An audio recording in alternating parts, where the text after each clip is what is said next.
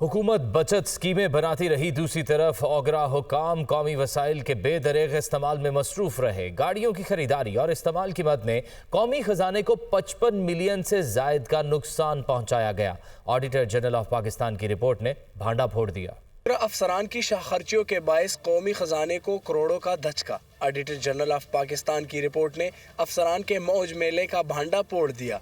ओगरा हुक्काम गाड़ियों के इस्तेमाल और बिलासूद कर्जे का रिकॉर्ड फराहम करने में भी नाकाम रहा। दुनिया न्यूज को दस्तयाब दस्तावेज के मुताबिक oil and gas regulatory authority के अफसरान के लिए गाड़ियों की खरीदारी में कौमी खजाने को 55 मिलियन से जायद का नुकसान पहुंचाया गया। ओगरा ने मुलाजिमीन को गाड़ियों की खरीदारी की मद में 139 मिलियन रुपए का बिलासूद कर्जा दिया। फेडरल कंसोलिडेटेड फंड से दिए गए इस कर्ज पर हुकूमत को 38 मिलियन रुपए सूद अदा करना पड़ा। हुकूमत ने ओगरा अफसरान को मुफ्त गाड़ियां और मुफ्त पेट्रोल फराहम किया। इसके बावजूद अफसरान ने पेट्रोल की मद में 16 मिलियन इजाफी वसूल किए, जबकि वजारत खजाना से NOC के बगैर गाड़ियों की खरीदारी की मद में 1 मिलियन से जायद की बेज़ाब्तगियां भी सामने आई।